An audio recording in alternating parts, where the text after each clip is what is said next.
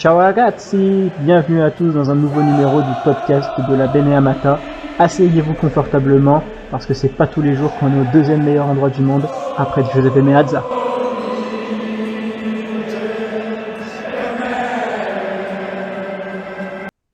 Bonjour à tous et bienvenue dans un nouveau numéro du Focus. Toujours un plaisir de vous retrouver pour un nouveau numéro. Aujourd'hui, on va revenir sur le 3 buts partout entre Benfica et l'Inter. Et pour en parler, on est avec nous Zaïd qui est avec nous. Comment ça va Zaïd? Ça va et toi, Karim?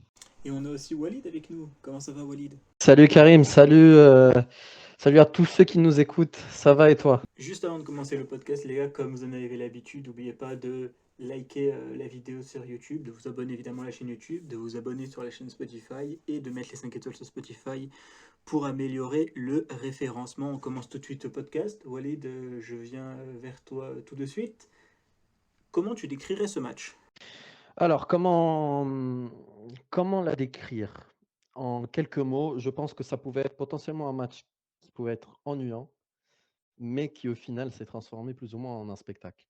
Et là, je cite justement Fabrizio Biasin, euh, journaliste notoire italien, notamment du monde Inter, et je suis complètement d'accord avec lui. Pour moi, ça pouvait être sur le papier un match, tu sais, assez compliqué. Les équipes portugaises, non pas le Porto, mais notamment Benfica.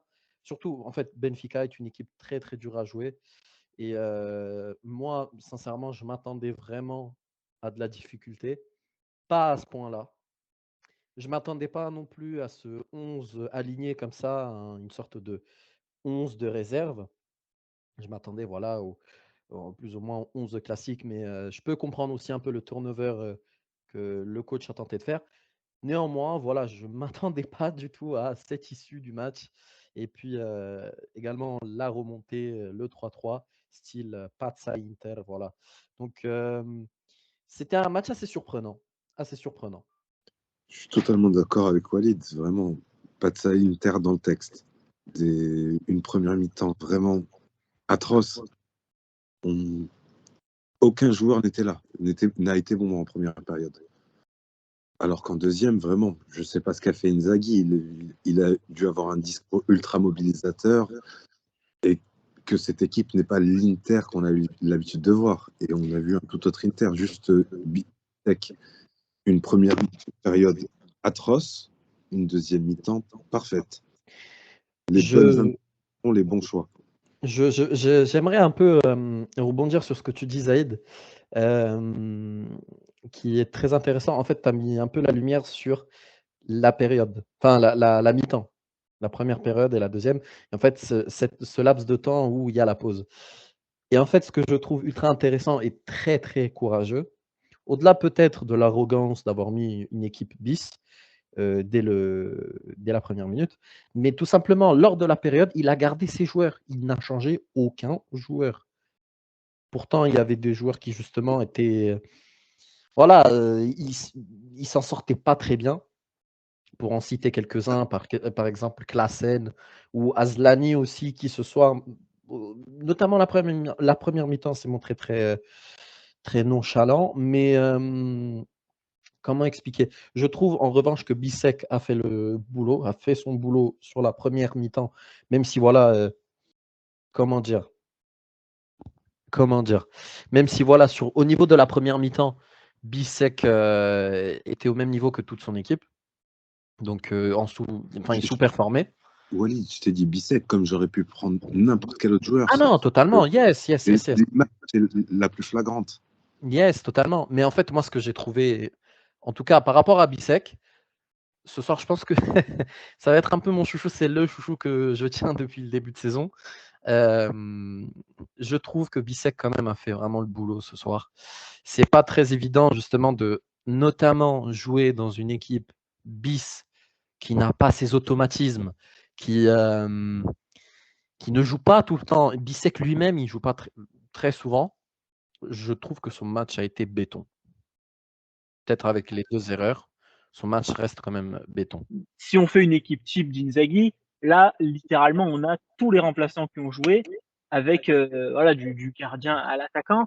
C'est vrai, tu le disais, Walid, il y avait cette cette équipe, voilà, qui n'a aucun automatisme ensemble. Darmian, en plus, de base, normalement, ne doit plus jouer là. Bon, avec le retour de Cuadrado, normalement, il devrait reprendre sa place en défense centrale pour de bon. Dumfries, en plus, n'était pas là aussi pour fatigue aussi musculaire. Le milieu de terrain est totalement inédit, en sachant que bon, individuellement, tout le monde n'a pas fait peut-être son meilleur match. Zaïd, par rapport aussi à ce qu'on a vu en deuxième mi-temps, moi, c'est un point que j'aimerais accentuer dans ce débrief, c'est que c'est pas la première fois que l'Inter revient et arrive à retrouver des qualités mentales pour aller trouver un second souffle en elle-même. On l'a vu contre la Real Sociedad, où ça peut faire 2-3-0 pour la Sociedad, à la fin ça fait que 1-1. On a pu voir aussi récemment face à la Juve, où ce même match, potentiellement, on le perd la saison dernière. La saison dernière, on l'a perdu. Voilà, on a pas mal de matchs où on était menés. Salzbourg, on était un peu en difficulté, mais voilà, on n'a pas cédé. Même en Serie A, quand on a eu des matchs peut-être un petit peu plus compliqués, on a su garder le cap ou même revenir. Comment tu l'expliques, toi, Zaïd, toi, cette condition mentale qu'ont les joueurs de Simone Inzaghi cette saison qui fait que voilà, il y a 3-0 à la mi-temps, oui, ok, il n'y a rien à jouer, il y a quand même la première place qui est importante et autres, mais voilà, deuxième mi-temps, c'est plus du tout le même Inter que on a vu et c'est un Inter différent qui était à fond sur les ballons, qui était à fond sur les duels, qui mettait la bonne agressivité et à la fin qui a marqué avec Arnautovic, Thuram Brandt, penalty obtenu, Fratesi mais une volée de fou. Comment tu l'expliques, toi, Zaïd, cette énergie mentale qui revient un peu inlassablement, qui fait en sorte que l'Inter, quand elle devait perdre le match, bah, finalement elle fait match nul, ou même quand elle devait faire match nul, bah, finalement elle gagne le match. Moi, Karim, je te prends l'exemple de la fin de saison dernière. Et tu regardes et tu la compares à cette saison. Il y a un changement. Ce changement, c'est quoi? C'est la finale de Ligue des Champions, perso, je trouve. Elle a eu un effet mobilisateur où elle a débloqué un aspect mental chez les joueurs qui vraiment, maintenant, ils ont aucun complexe. Que ça soit un Fede, Di Marco, n'importe qui, ils peuvent se dire, je peux jouer dans cette équipe et pouvoir dire que je peux être le meilleur à mon poste. Il y a un vrai esprit collectif qui s'est développé depuis cette finale. Enfin, je le vois comme ça. Et outre ça, je rebondis sur ce qu'a dit Walid juste avant. C'est que Inzaghi, il y a quelque temps, il t'aurait fait un changement de panique si on était mené 3-0. Vraiment, il aurait fait rentrer. La saison dernière, il t'aurait fait rentrer Gagliardini, on aurait été mené 3-0 Non, juste pour défendre. totalement. Il y a une vraie évolution chez lui. Et je pense que s'il continue dans ce sens-là, il peut devenir un des meilleurs coachs de la planète. Vraiment, niveau tactique, il est excellent. Sur quoi je trouvais qu'il avait un problème, c'est le management humain.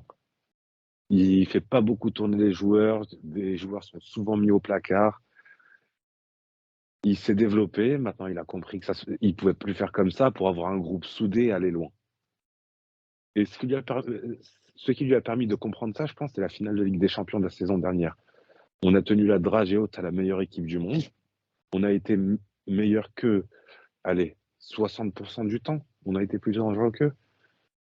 Et je pense que ça a eu un déclic mental chez tous les joueurs et tous les coachs. J'aimerais rebondir justement sur cette question de par rapport à Inzaghi. Enfin, je partage tout à fait le même avis que Zaïd sur la qualité de l'entraîneur. Je ne remettrai pas en cause sa qualité. Et je crois que j'étais un des seuls lors de sa période très, très, très compliquée qui, voilà, vous voulez entrevoir une suite avec Inzaghi plutôt que prendre Conte, plutôt que prendre, je ne sais plus, il y avait Thiago Motta, bref.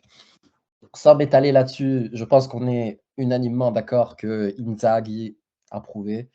Inzaghi, enfin, il est super comme coach. Moi, j'adore. Maintenant, il y a cette chose, justement, je répète, je trouve qu'il a gagné en courage et qu'il a été courageux, justement, lors de la mi-temps. Et en effet, quand je me souviens des rentrées de Gagliardini, je pétais un câble. Les gars, je vous jure, je pétais un câble quand Gagliardini rentrait. Et ça démontre aussi, si on veut, au-delà d'une prise de conscience, mais aussi une prise, de confiance.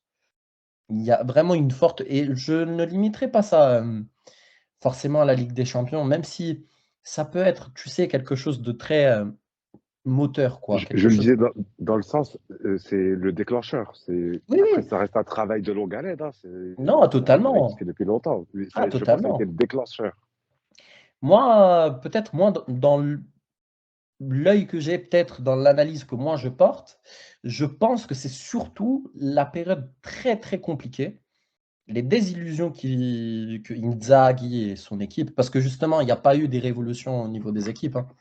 Ce qu'il faut savoir, c'est qu'il y a enfin, Inzaghi évolue avec les mêmes joueurs depuis plus ou moins les mêmes joueurs depuis, ça fait 3 saisons et en fait, au niveau de l'expérience commune, tout le monde a partagé plus ou moins les mêmes frustrations, que ce soit au niveau des blessures, que ce soit au niveau des défaites, de certaines défaites, que ce soit aussi au niveau de la perte de certains titres tels que les scudetti. L'année dernière, l'Inter, si elle était en forme, elle pouvait aller chercher le scudetto.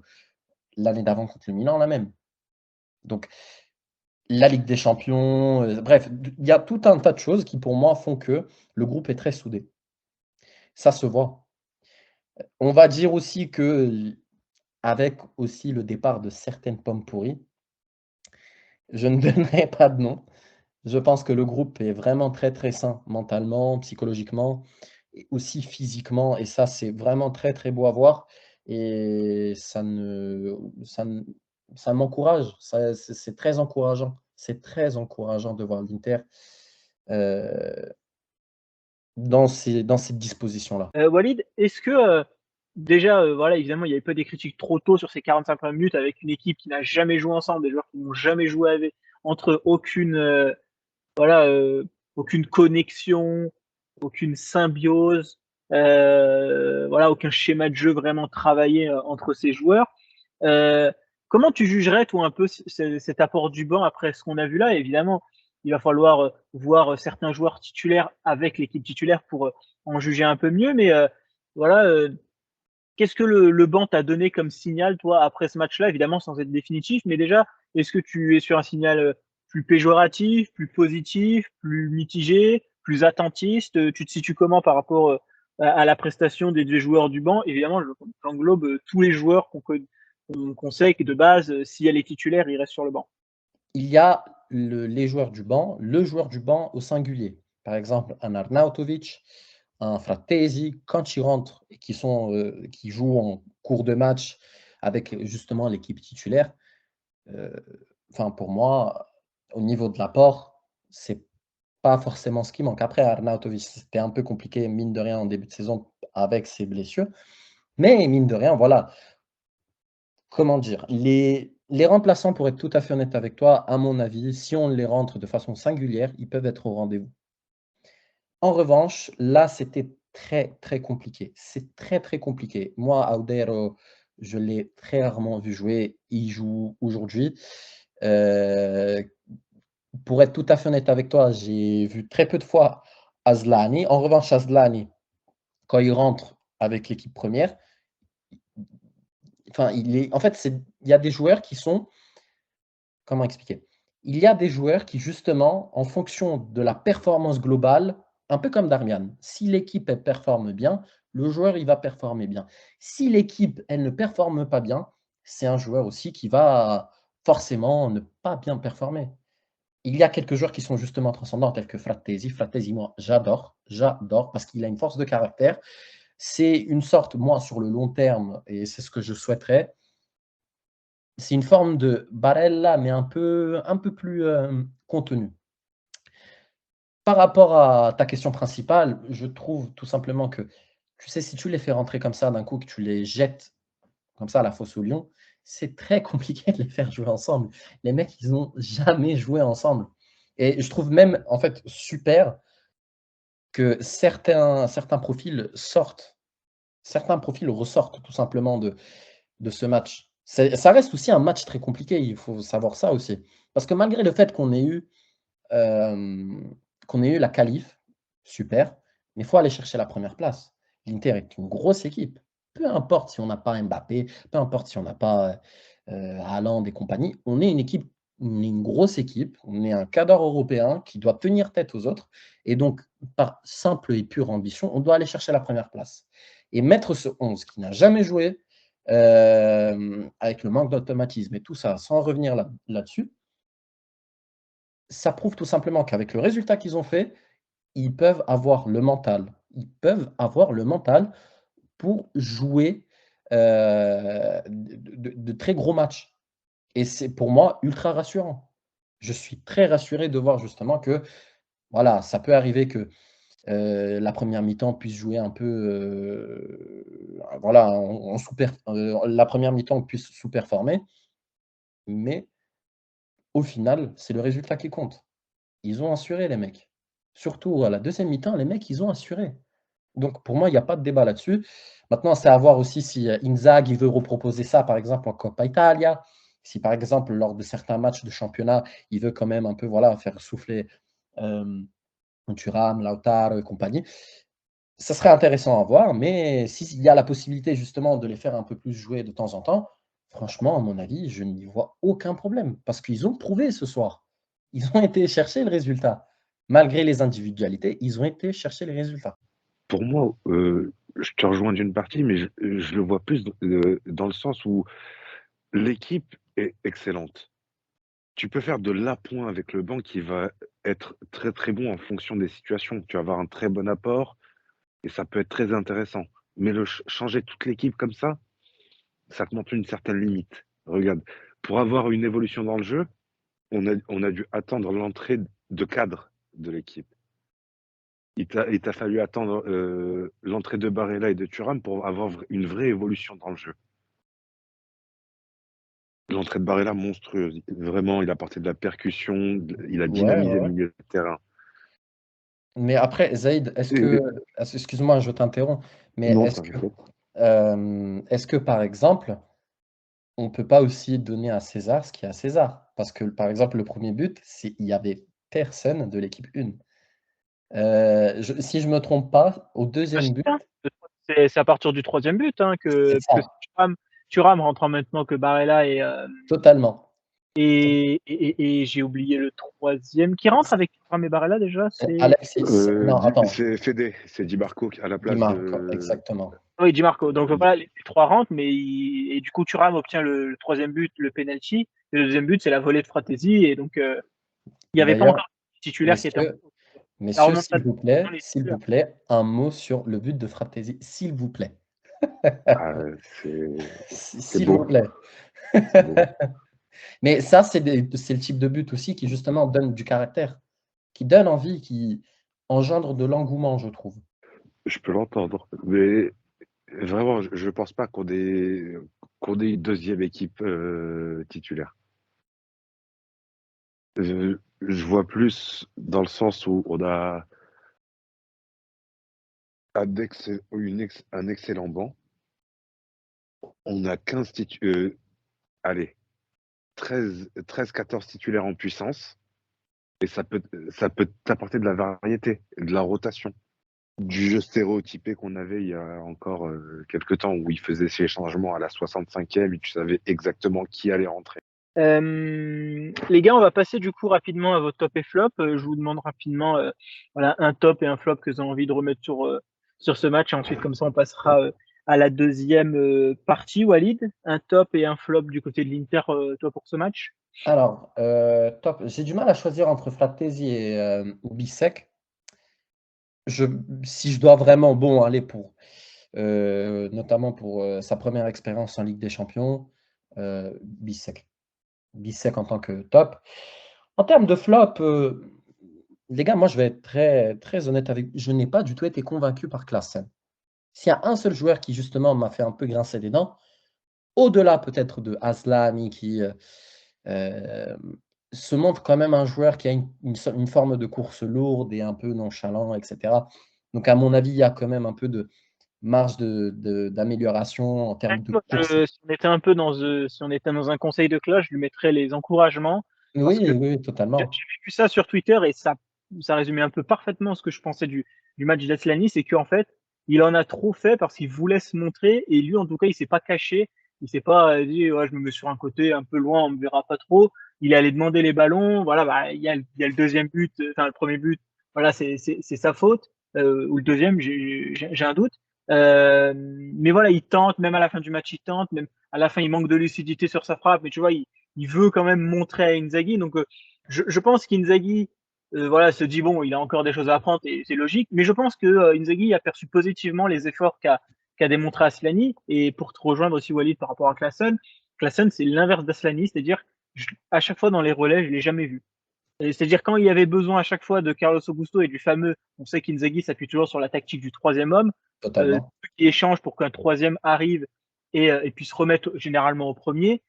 Klaassen dans le processus du troisième homme côté gauche avec Carlos Augusto, Di Marco ou Carlos Augusto Acerbi, il était jamais là. À chaque fois, Carlos Augusto, il lui envoyé des longues fourches à Thuram en profondeur, ou Sanchez Arnautovic quand c'était les deux.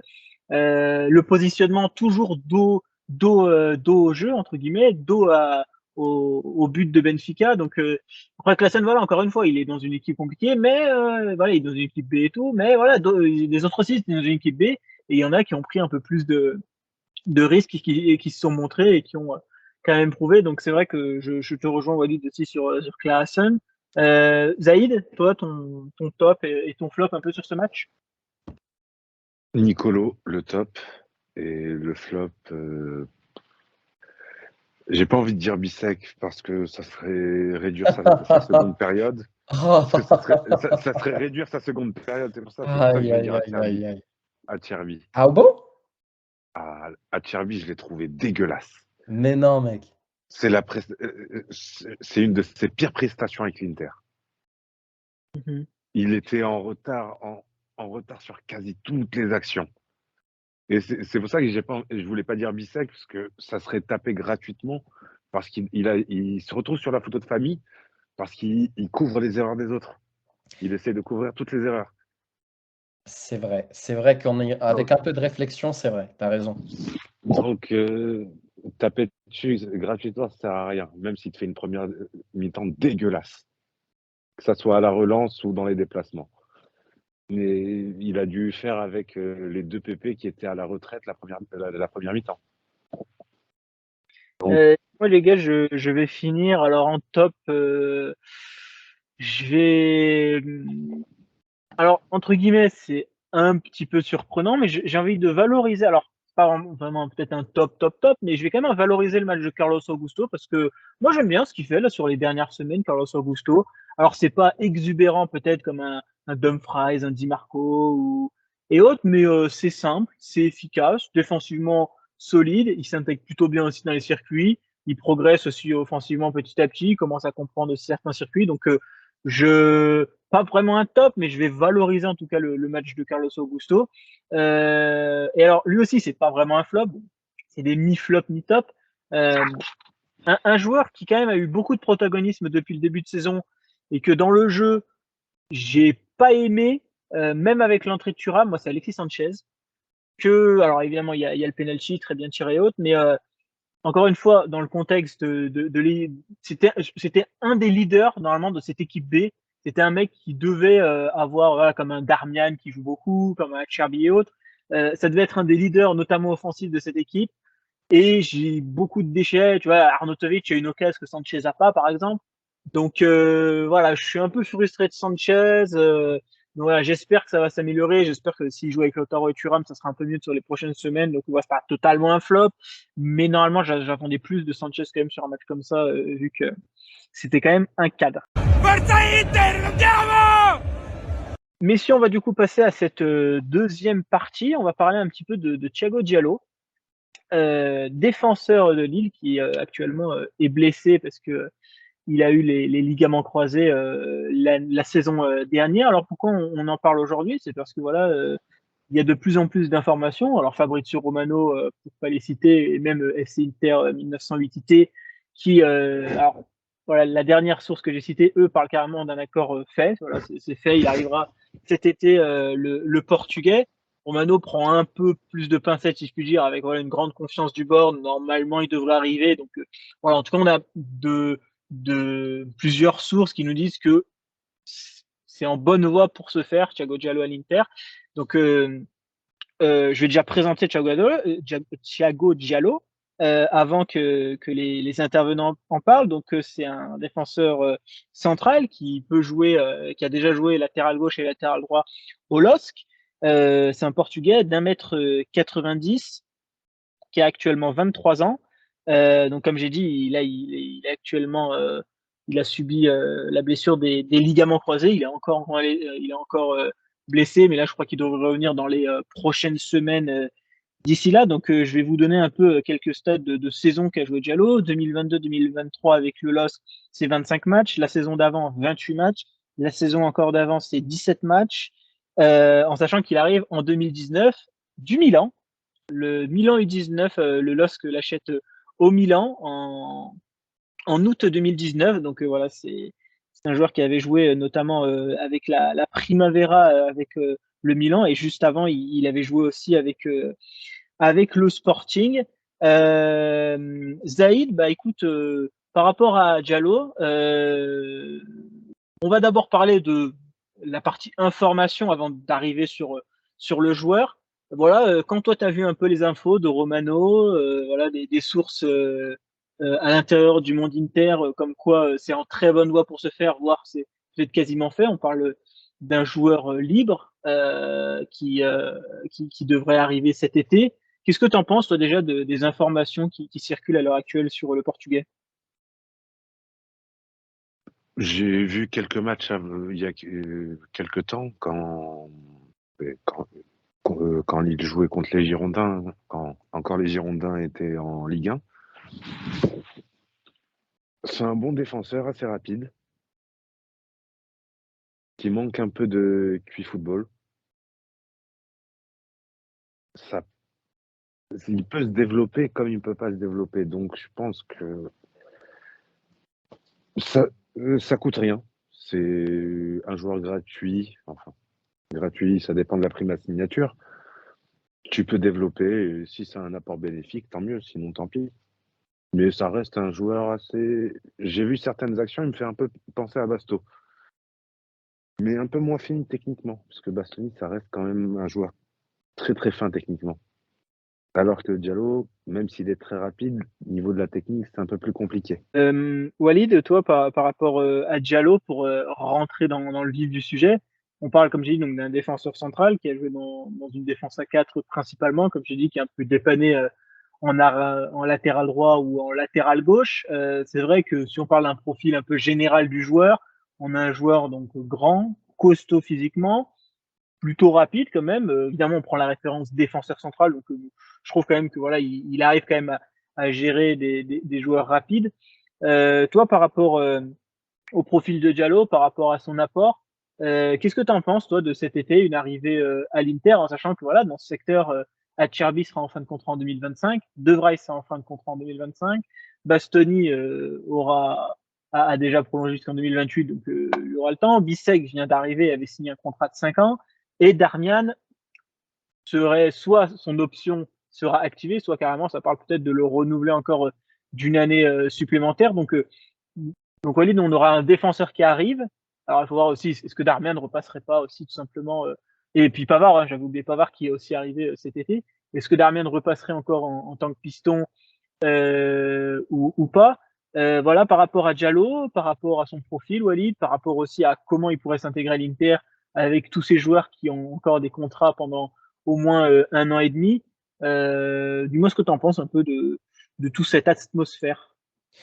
Bah, j'ai l'impression un peu que c'est, notamment avec la situation que tu m'as un peu expliquée, j'ai un peu l'impression que c'est une partie de Tetris. C'est très compliqué à commenter comme ça. Comment expliquer? Je rejoins totalement Zaïd. Moi, je l'ai vu jouer davantage Thiago Diallo. Notamment quelques matchs qu'il a joué contre l'OL, vous savez, justement, contre plus ou moins les grands cadres de Ligue 1. Moi, je suivais pas mal aussi lors de la saison où il a gagné avec Lille le championnat. Je suivais pas mal son parcours. Maintenant, le truc, c'est que est-ce que c'est vraiment un défenseur qui est du niveau Inter?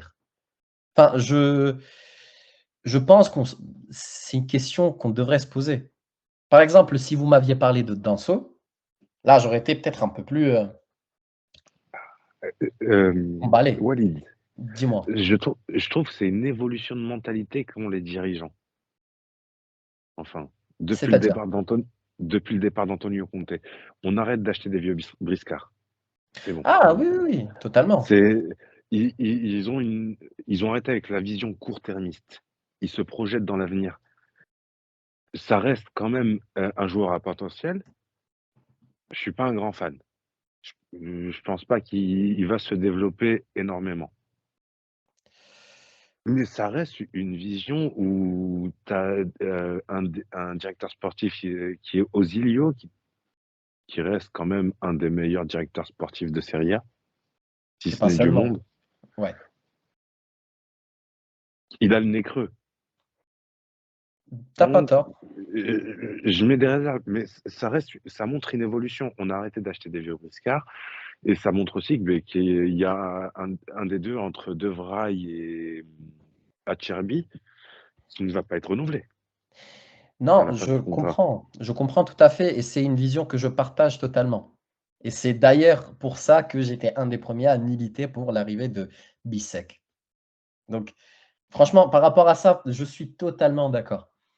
Maintenant, par exemple, et c'est pour ça que j'avais fait une sorte de parallèle avec un autre joueur de Ligue 1 que je surkifferais voir à l'Inter, et je parlais de Danso. C'est le Hélas, joueur du Racing, c'est ça? ouais, totalement. Moi, je trouve que c'est un super défenseur. Malgré le fait qu'aujourd'hui, ils sont un peu fait dérailler par, Arsenal, mais sur le plan général, je trouve que c'est un vrai joueur. Maintenant, pour revenir justement sur Thiago Diallo, c'est un 2000 si je me trompe pas, donc 24 ans, 23-24 ans. Il a 23 ans. Il est né 9 avril 2000. Donc en Il avril, arrivera à 24 à c'est l'Inter. ça. Ça peut donner quelque chose d'assez intéressant si Inzaghi il arrive à le travailler. S'il arrive justement à vraiment l'habituer, notamment dans ce système de défense à 3. Maintenant, bon, il est très rapide. Est-ce que peut-être aussi ça peut le fait qu'il Quand il soit a commencé quand il a commencé au LOSC, le LOSC jouait à 3. ouais, C'était ouais, le LOSC si de je me Gérard trompe. Lopez. Oui, mais c'était pas forcément le LOSC qui performait au départ. Quand même cette rupture du LCA qui est Ça, c'est ce qui fait grincer. on sait que avec Van Dijk, il a perdu un petit peu de vitesse aussi par rapport à cela. Tous les défenseurs reviennent pas aussi bien peut-être que de la même blessure. Évidemment, hein, si tu à Liverpool, bah, tu as quand même des installations plus confortables pour pouvoir te remettre qu'à Lille. Sachant qu'à Lille, il y a aussi quand même aussi un besoin de défenseurs. Hein. Il n'y a pas, voilà, c'est pas le, c'est pas un secteur ultra qualitatif, contrairement évidemment à des top clubs, et c'est logique. Zaïd, est-ce que toi, t'émets des réserves aussi par rapport à ça? Alors évidemment, je pense pas peut-être que dans un futur proche, l'idée de la direction, c'est que Diallo soit à côté de Pavard et de Bastoni pour tenir la défense. Ça pour le moment, au Ah, moins niveau Q. en rotation de base, Niveau Q. au moins en rotation. Mais est-ce que voilà ce truc, cette grosse blessure quand même où il a toujours pas joué, hein, on parle peut-être d'un deal qui est déjà ficelé. Alors pas entre guillemets pas sur le papier parce que bah, c'est illégal hein, de ficeler un deal maintenant puisque le joueur est encore sous contrat avec le LOSC. Hein, on peut commencer à négocier qu'à partir de janvier, mais on sait comment ça marche dans le foot. Mais voilà, imaginons commencer déjà avec l'entourage, avoir ficelé un deal pour cet été avec un joueur qui a même pas encore joué une seule minute cette saison, dont on ne sait pas à quel niveau il reviendra des LCA, Zaïd, c'est quand même déjà un risque pris quand même par la direction. Hein. C'est sûr. Mais tu le vois avec Van Dijk, quand il s'est blessé, il est revenu, mais avec beaucoup moins de vitesse. Par contre, c'est un joueur qui a un QI football qui lui permet de se rattraper dans la lecture du jeu, l'analyse des passes. Est-ce que Diallo à ce niveau-là? Non. Est-ce qu'il va l'avoir? Non. Enfin, je te dis non comme ça, mais on sait jamais. Ça peut être un crack ultime et qui développe un niveau de jeu monstrueux, mais ça m'étonnerait. Donc, ça montre juste un développement. Je trouve ce transfert-là montre juste un développement chez les propriétaires et la direction sportive. Ça a montré une évolution déjà avec Bissek, Aslani, mais ça le montre encore plus maintenant. Un vrai développement des jeunes. Bah après, vu le système financier de l'Inter, on peut que fonctionner comme ça. Sinon, on ne pourra pas assumer des gros salaires très très longtemps. Tu peux en prendre 1 ou 2 sur 2 saisons, max. Après, ça deviendrait compliqué. Mais non, le joueur me fait pas bander, sincèrement. Juste l'évolution du club, ça j'apprécie. Un joueur sous blessure peut. Enfin, et Karim, tu as dit quelque chose qui est limite luminaire, parce que c'est tout simplement trop une vérité.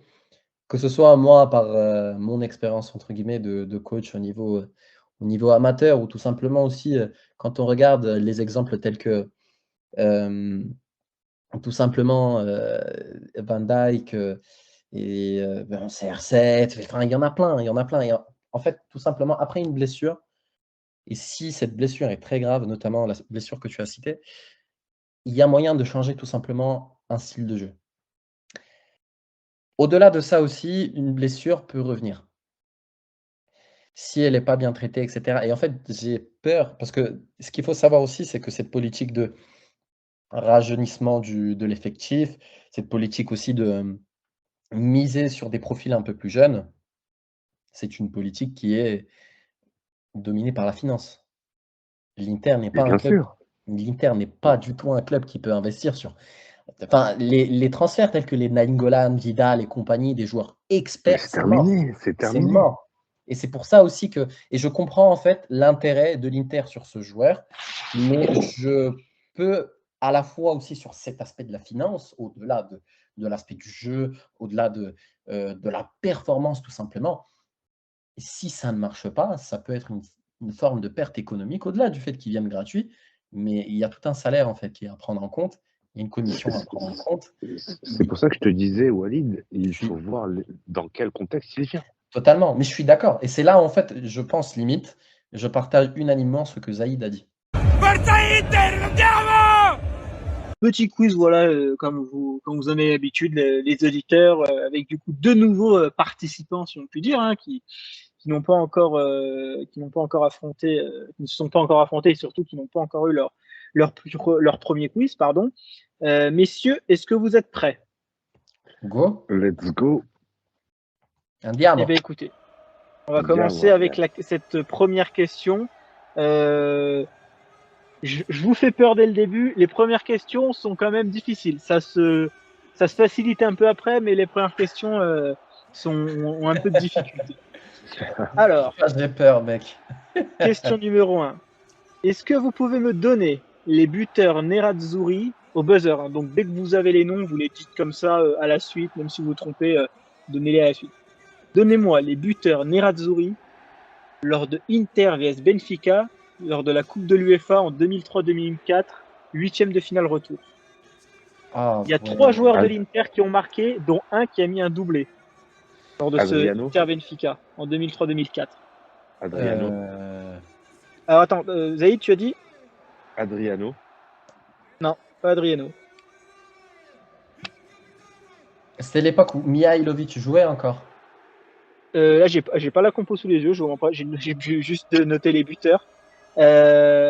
Commencez à en donner, voilà, qu'est-ce que ça vous vient en 2004 à peu près, quelle équipe, je vous donnerai un petit peu des indices au fur et à mesure. Les buteurs Nerazzurri lors de Inter Alors, et Benfica. est-ce que Vieri jouait encore? Attends, moi je te dis. Donnez des Bobo. noms, donnez. De toute façon, il n'y a pas d'entre guillemets, voilà, vous Vieri. n'avez pas un ballon. Bobo. Thierry. Bobo. Ok, un point pour Walid. El Il Chino. vous en manque 2. El Chino. Ah, Recoba. ouais, bah ouais. Ouais, bah ouais, totalement. 1-1. Et il vous manque Julio le mec Cruz. justement qui a marqué ce doublé. Julio Cruz. C'est pas Julio Cruz qui a mis le doublé. Obafemi. Obafemi. Je l'avais. Il l'avait un peu avant, Zaïd, désolé. C'était un des deux, c'était sûr. C'est pas possible. C'est moi, j'ai dit Obafemi. 2-1 pour Walid, ça s'est joué Non, au... je l'ai dit au buzzer, j'ai entendu un peu avant sur On Walid. the clock. Je l'ai dit on the clock. Bon, c'est bien quand même, au moins. Ok, franchement, vous avez trouvé, même pas eu besoin d'indice, donc franchement, c'est Non, propre. mais, Mais parce que je me souviens. Moi, en fait, tu dis l'attaque est restreinte. Donc, t'avais pas énormément de choix. Mais c'était la C'est vrai. saison où, justement, un des matchs les plus légendaires de l'Inter. Si T'avais je pas ne me Zlatan trompe à pas. l'époque. C'est pour ça que Non, du tout. c'est restreint. C'est pour ça que Du c'est tout. restreint. Du tout. C'était. Euh, Ouais, c'était ça. on va passer, les gars, à la question 2. Alors, c'est des enchères. Alors, j'explique évidemment le principe des enchères pour les intervenants, mais aussi pour les auditeurs. Il y a une composition d'équipe et vous devez trouver le nombre de titulaires. Alors, par exemple, les enchères, c'est Zaïd qui dit moi, je peux donner 5 noms qui ont été titulaires lors de ce match-là. Et Walid qui répond non, moi, carrément, je peux donner 10 noms qui étaient titulaires ce match-là. Donc, combien de joueurs pouvez-vous donner titulaires lors de ce match-là? Alors, je vous donne d'abord le match, ensuite vous me dites jusqu'à combien de joueurs vous pensez être capable de me donner. Et là, par contre, l'erreur n'est pas permise. Donc, C'est ce que j'allais te demander. vous aurez le temps. Combien de joueurs interistes titulaires, seulement les titulaires, pouvez-vous me donner lors du match opposant l'Inter contre Porto le 22 novembre 2006 lors de la phase de poule de Ligue des Champions? Waouh. Combien de joueurs titulaires, les gars, pouvez-vous me donner? Je vous laisse quelques secondes pour penser à un chiffre, ensuite je vous le demanderai. Donc Inter Porto, 22 novembre 2006, on est en phase de poule de Ligue des Champions, sous Roberto Mancini en coach. Et Zaïd, combien de titulaires de l'équipe peux-tu me donner? Je pense que je peux en donner déjà 2. Donc Walid, tu peux en donner 2? Un peu Cinq, plus je peut-être pense- quand même. Je pense que je peux en donner 5 ou 6. 5 pour 6 pour 5 ou 6? Bah, cite-moi si 5. Alors Zaïd, tu prends le truc, 6 joueurs de l'Inter titulaires lors de ce match-là? 5. 5? Ok. Est-ce que tu dis mieux, Walid? Alors, attends. Si je... Zaïd peut Attends. donner 5 joueurs titulaires lors de ce match. Est-ce que tu peux en donner 6? Je crois que je peux donner 7. Je crois que j'en peux donner 7. Tu peux en donner 7. Je Zaïd, crois. est-ce que tu peux J'ai pas envie de donner faire de la 8 merde. joueurs titulaires? Vas-y, vamos. 8 joueurs titulaires. Walid, est-ce que tu peux donner 9 joueurs titulaires? Non, après vous avez le droit de dire non, hein. Je pousse évidemment pour Oh là là, l'entertainment, mais vous avez le droit de, si vous sentez que vous pouvez pas, il n'y a pas de souci, en sachant que 9. en sachant que ça vaut 2 points les enchères, mais si vous n'avez pas les enchères, le point va à l'autre, l'adversaire. Donc on en était avec, c'était 8 je crois pour Zaïd. Les 8 titulaires, je peux donner 8 aussi, je pense. Non, faut que tu puisses en donner 9. C'est 9 titulaires, ou alors tu laisses Zaïd essayer d'en donner 8. Écoute, Zaïd, vas-y. Zaïd, Inter Porto, 22 novembre 2006, phase de poule de Ligue des Champions. Donne-moi 8 joueurs titulaires. Sans erreur possible, évidemment. Je commencerai par Julio César. Julio César, c'est validé. Adriano, c'est une mauvaise réponse. Point pour Walid déjà. Il n'a pas pu. Il a pas pu. Adriano n'était pas là. Adriano ou Bafemi Martins. Ouais, bah non plus. T'aurais eu faux aussi parce qu'Obafemi Martins ne jouait pas. La composition d'équipe. Donc, alors, si je me trompe pas, donc il y aura donc 3-1 pour Walid d'ailleurs, donc je le note. Donc Julio César, Maicon, Cordoba, Materazzi, Rosso, Zanetti, Dacour, Vieira, Stankovic en 10 et le duo d'attaque Ibrahimovic Crespo. Ouais. Voilà. On passe à la question 3 avec 3-1 du coup pour Walid. Zaïd, tu as vraiment la possibilité de te refaire. Il y a des grosses questions qui arrivent. Il y a des points à prendre. Non, Karim, il veut me faire tuer. Il veut me battre. Abattre l'ennemi, c'est l'objectif. Vous connaissez la mort subite. Je vous donne un thème, enfin une question du coup, et ensuite vous devez chacun donner un nom pour continuer à être dans la mort subite. Et le dernier qui n'a plus de nom, bah, évidemment a perdu et le point va à l'autre joueur. Le thème, c'est que je veux que vous me donnez les joueurs portugais qui ont joué à l'Inter. On affronte Benfica, Portugal, les joueurs portugais. Donc, ça a coupé. on va commencer. Répéter la question, s'il te plaît. Alors, c'est donne-moi le plus de joueurs, enfin, donne-moi les joueurs portugais qui ont joué à l'Inter. C'est un joueur portugais qui sont passés par l'Inter. Donc, dès qu'ils ont joué à l'Inter, ça compte. On va commencer du coup par toi, Zaïd, parce que vu que tu es mené, c'est à toi de commencer. Un joueur portugais passé par l'Inter. On va commencer par le triple buteur de ce soir, Joao Mario. Oh, le tapin. Joao Mario, c'est validé. Walid. Bah, écoute. Figo. Figo, c'est validé. Zaïd. Portugais, Luis Figo, tu viens de le dire. Ouais. Ricardo Quaresma. C'est validé. Ah, Walid. ouais. Joao Cancelo. C'est validé. Zaïd. Cédric. Ah. C'est validé. Walid. Portugais. Oh là là. Il y a encore pas mal de joueurs connus qui sont passés par l'Inter. Conceição. Conceição, c'est validé. Zaïd. Attends, j'avais dit quoi juste avant? Tu avais dit Cédric, je crois. Ouais, c'est ça.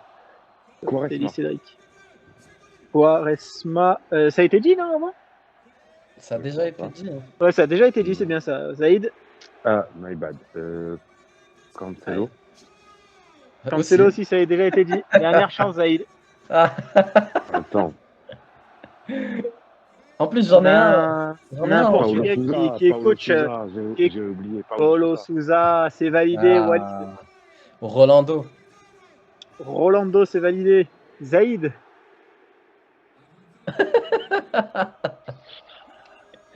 Attends, j'en ai un. Attends. Et là, ça se complique vraiment. Enfin, là, ça se complique vraiment, sauf il y a un joueur ultra. Il y a un joueur. Du monde 2006, Manic. Manic, c'était le dernier entre guillemets joueur simple. Là, après, maintenant, ça se complique vraiment. Walid, est-ce que t'en as un? Là, ça se complique vraiment quand même. Putain de merde. Ah ouais, là, c'est des mecs. Il y en a certains, ils ont joué dans les années 70 quand même. Non, c'est. Je donne ma langue gauche. C'est pas possible. Bah écoute, vu que tu étais le deuxième, Walid, malheureusement, le point va à Zaïd. On est à 3-2. Grosse mort subite, franchement, du gros niveau. Et vu que vous aimez la mort subite, les gars, on repart encore sur une mort subite. Donnez-moi le plus de joueurs possible de l'Inter qui ont porté le numéro 9. Pas les numéros 9, qui ont porté le numéro 9 dans l'histoire du club. Et vu que Zaïd, t'es toujours mené, donc c'est toujours à toi de commencer. Oh là là. Ouais, donne-moi les joueurs Zaïd qui ont porté le numéro 9. Encore une fois, pas les numéros 9 qui ont porté le numéro. Le porté le numéro Romelu Lukaku. Le Lukaku, bon, je valide pas très bien. Je veux le vrai nom quand même. Non, ça. Rocardi. Bon, allez, on valide un petit peu. Hein, pas trop. Walid. Thuram. Zaïd. Ronaldo. Ah ouais, d'accord. Walid. Est-ce que le Zamorano, avec le 1 plus 8, non, il a porté le numéro 9 entre 96-97 et 97-98, donc c'est validé. Zaïd. Est-ce que j'ai dit Ronaldo? Non, je ne l'ai pas dit. Si. C'est Ronaldo, ça a été dit. Ouais. Eto'o. Samuel Eto'o, c'est validé. Walid. Dzeko. Edin Dzeko, c'est validé. Zaïd. Julio Cruz. Julio, comment? C'est pas mal, il y a plusieurs Julio. Julio Cruz. C'est validé. Walid. Forlan. Validé. À toi, Zaïd. Ibra. Il a eu le 8, le 9 et le 10. Zlatan Ibrahimovic, ce n'est pas validé. Et Walid, il faut que tu valides, mais pas le numéro 9, Ibra. Walid, pour valider. Crespo. C'est validé. Crespo. Point pour 4 points. Fin des morts subites, fin des enchères. On repasse sur la question classique. Quel a été le pire classement de l'Inter en Serie A au 21e siècle. Je veux aussi que vous me donniez le coach sous lequel le classement horrible a été fait et quelle saison ça a été fait. Donc, je vous laisse réfléchir un petit peu. Pas au buzzer, voilà, j'irai vous voir chacun individuellement, vous me donnez aussi vos réponses. Je vous laisse quelques secondes pour réfléchir. Et en attendant, vu qu'on est un peu à la moitié du quiz, je rappelle évidemment pour les auditeurs de bien vous abonner sur la chaîne YouTube, sur la chaîne Spotify, sur Spotify de mettre les 5 étoiles pour mieux référencer le podcast, et sur YouTube, les likes, les commentaires, continuez de commenter. J'apprécie toujours autant de continuer le débat avec vous en commentaire, et merci aussi toujours pour les retours sur les podcasts. Ça fait plaisir, ça fait du bien de voir que vous appréciez les podcasts, parce que c'est quand même aussi pour vous qu'on les fait, donc toujours un plaisir de les faire pour vous. Je vous ai laissé plusieurs secondes. Walid, je viens te voir en premier. Quel a été le pire classement de l'Inter au XXIe siècle? Sous quel coach? Lors de quelle saison? C'était, et je me souviens très bien, c'était une saison qui était traumatisante. 2012-2013 avec Andrea Stramaccioni, et si je ne me trompe pas, ils étaient 9e. Zaïd? Je crois qu'il a raison. Et on n'a pas fait pire que ça. C'était horrible. Tu changes rien, toi? Ils étaient pas 10e, ils étaient pas 8e. Tu donnes même réponse, Stramaccioni, 9e, 2012-2013? Je crois que c'est ça. Et c'est une année où on change de coach en plein milieu de saison. Eh bien, écoutez, tous les deux bonnes réponses. 5-3. Vous avez tous les deux la bonne réponse. C'est pas la saison où on a Pioli? Non, non, c'est pas encore. Non, Pioli, c'est bien après. Pioli, c'est juste avant Spalletti. Tu sais qu'on l'avait effleuré avec des beurres avant que Pioli arrive.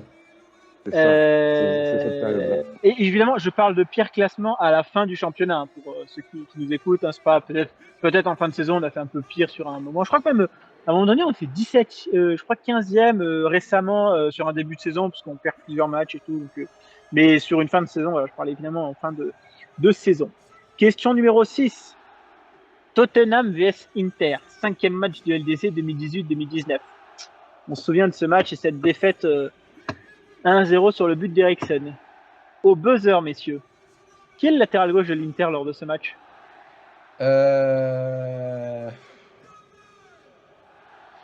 Latéral gauche? Le latéral gauche de l'Inter lors de ce Tottenham-Inter.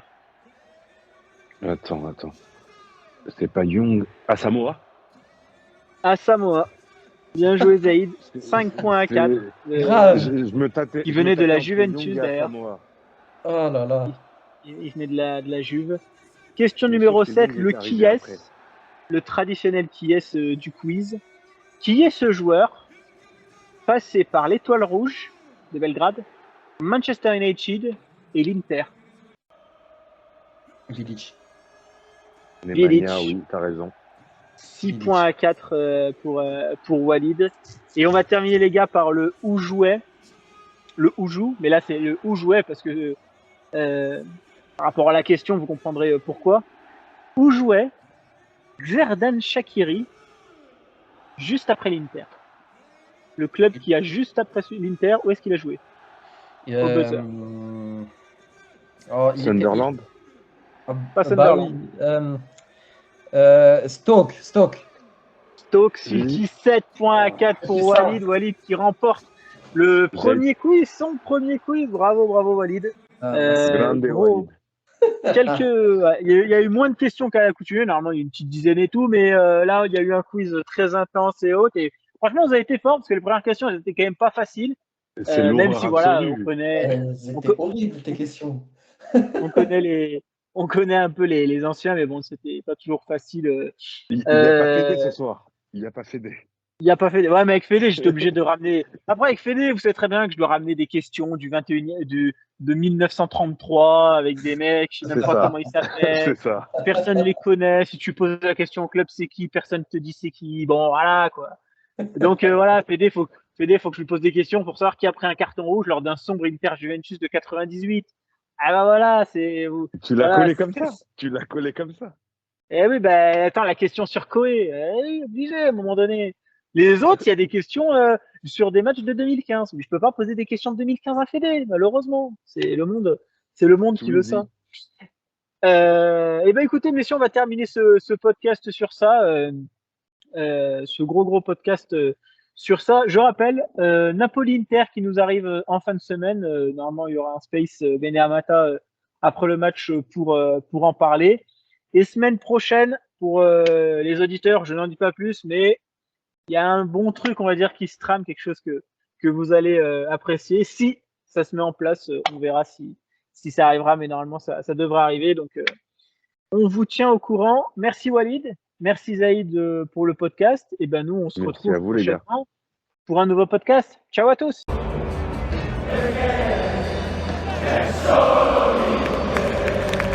Merci à tous d'avoir suivi le podcast. N'oubliez pas de lâcher un like, de vous abonner et on se retrouve très prochainement pour un prochain podcast. Ciao tutti!